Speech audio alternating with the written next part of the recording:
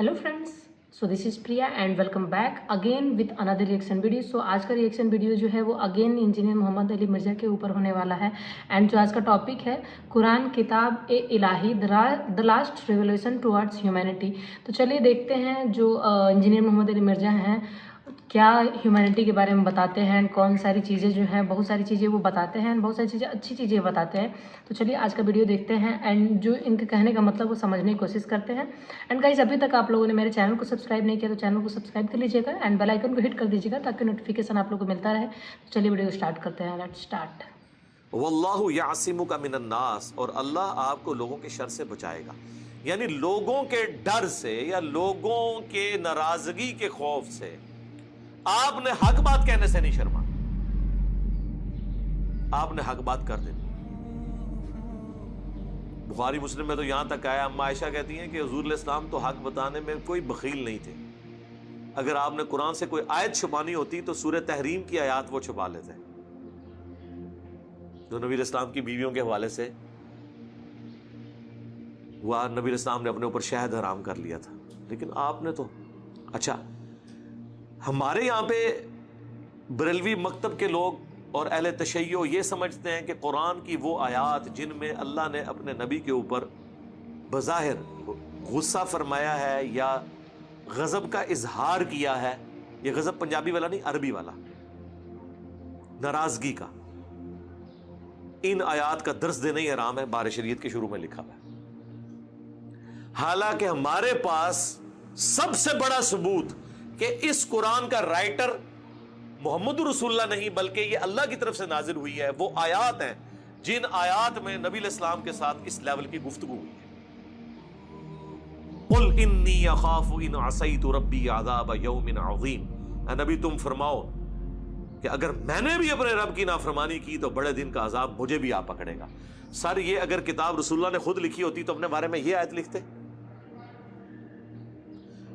अगर ये रसूलुल्लाह ने खुद किताब लिखी होती तो कुरान में ये आयत होती, कुल अराइतुम इन अहलकनी अल्लाहु व मम मअया रहिमना, नबी तुम फरमाओ कि अगर अल्लाह मुझे हलाक कर दे या मेरे साथियों को, तो बताओ काफिर किस ज़ोम में है, उनको अजाब से कौन बचा सकता है? कुरान में यह आयत होती सूरह बनी इसराइल की, क्या नबी करीब था कि तुम भी काफिरों की तरफ झुक जाते अगर हम तुम्हारा दिल मजबूत ना करते, और अगर ऐसा हो जाता तो हम तुम्हें दुनिया में भी दुगना अजाब देते और आखिरत में भी हमारे अजाब से नबी तुम्हें बचाने वाला कोई ना होता।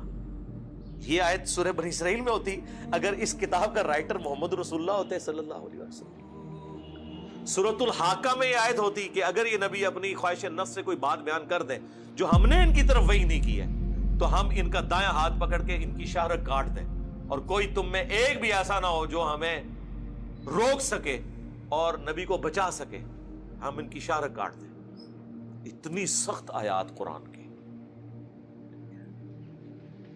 फिर आया कि ए नबी, तुम्हें तो कोई उम्मीद नहीं थी कि तुम्हारी तरफ अल्लाह की तरफ से वही नाजिल होगी, ये तो हमारा फजल है, हम चाहे तो इसको लेके भी जा सकते हैं। इतनी सख्त। सूरतुल अहकाफ में, ए नबी तुम फरमाओ मैं कोई नया रसूल नहीं हूं, मुझसे पहले भी और रसूल गुजरे और मुझे तो यह भी नहीं पता कि खुद मेरे साथ क्या होगा। इतनी सख्त आयात। ये वो सारी आयात जिनके ऊपर बैन है ना, ये सारी आयात वो हैं कि जो जस्टिफाई करती हैं कि ये इस किताब का राइटर मोहम्मद रसूलुल्लाह नहीं है बल्कि ये अल्लाह की तरफ से नाजिल हुई है। इन्होंने जब ये बैन कर दी आयात तो इन्होंने काफिरों को किस मुंह से जाके जस्टिफाई करना है कि ये अल्लाह की किताब है? वो तो सारी आयात पढ़ना ही गुस्ताखी है। ये तो आयत पढ़ने वाला खुद अपने ऊपर 295C लगवा लेगा। अगर ये कुरान अल्लाह की तरफ से नाजिल ना हुआ होता, नबी इस्लाम ने खुद लिखा होता,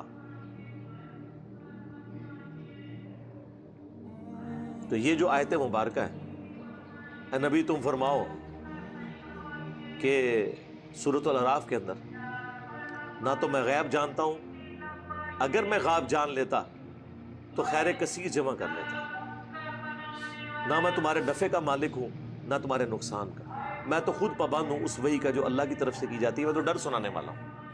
अगर नबी इस्लाम ने किताब लिखी होती तो उसमें यह आयत होती, हर जगह अपने मामले को डिस्कस। इस तरह सूरतुल अज़ाब में तो हुजूर की पूरी आइली जिंदगी डिस्कस हुई है। کہ نبی جو ہیں شرماتے ہیں, تم سے بات نہیں کرتے, تم نبی کے گھر جا کے بیٹھ جاتے اور ان کی بیویاں جو ہیں وہ دیوار کی طرف منہ کر کے بیٹھی رہتی تھی کہ اب مہمان نکلے, تو ظاہر ہے گھر ہی اتنا تنگ تھا, تو یہ نبی تو شرم محسوس کرتے ہیں لیکن اللہ نہیں شرماتا. تو جب یہ ہو تو نکل جایا کرو یہاں سے.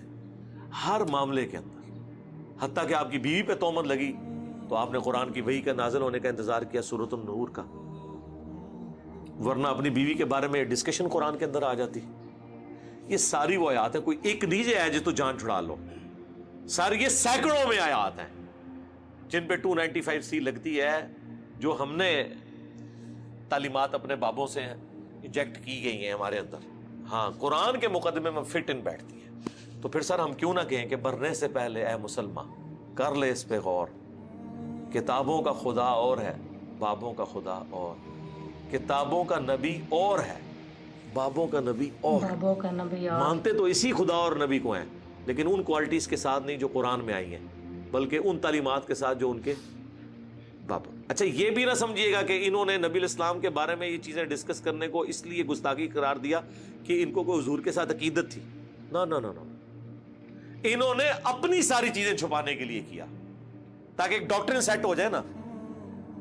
تو وہ پھر کہتے ہیں دیکھیں صحابہ کا پیر تھا محمد رسول اللہ صلی اللہ علیہ وآلہ وسلم, تمہارے استاد اور پیر ہم ہیں, تو جس طریقے سے آپ صحابہ ان کے ساتھ بہیو کرتے تھے تم نے بھی اسی طرح بہیو کرنا ہے. کتابیں لکھتے ہیں, پیری مریدی کی بنیادی شرط ہے کہ آپ نے پیر سے خلاف شرع کام بھی دیکھا نا, بولنا کوئی نہیں. وہ اپنی لائن سیدھی کر رہے ہوتے ہیں, تو قرآن تو نہیں کسی کو لائن سیدھی کرنے دیتا. قرآن تو بالکل ننگی تلوار ہے. قرآن تو کہہ رہا ہے کہ اے نبی تم فرماؤ, میں تو خود سورہ یونس کے اندر کتنے سخت الفاظ ہیں کہ اے نبی تم ان سے فرماؤ میں اتنا عرصہ تم میں رہا ہوں, کیا تم نے مجھ سے پہلے کوئی ایسی بات سنی تھی؟ یعنی میری زندگی ایک کھلی کتاب ہے, میں کوئی شاعر نہیں ہوں, میں کوئی فلسفی نہیں ہوں. اچانک مجھے کیا ہوا ہے کہ میرے پہ ایسا کلام نازل ہوا ہے کہ تمہارے شعراء بھی پریشان ہو گئے. تو میری پاسٹ کی زندگی اس بات کا ثبوت ہے کہ میری زندگی میں کوئی ایسی ریاضت موجود نہیں تھی کہ جس کا رزلٹ یہ نکلتا کہ ایسی کتاب میں اپنی طرف سے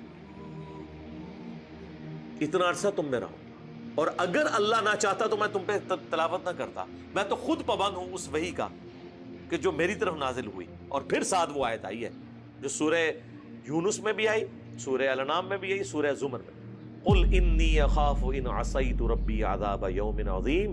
اے نبی یہ ساری باتیں کرنے کے بعد ان سے فرماؤ میں تو خود ڈرتا ہوں اس بات سے کہ اگر میں نے بھی اپنے رب کی نافرمانی کی تو بڑے دن کا عذاب مجھے بھی آ پکڑے گا. تب باب شاہی کوئی نہیں پڑھنا ہے نا جملہ تھے. ہاں, فرقوں کی دکانیں بند, the damage has been done.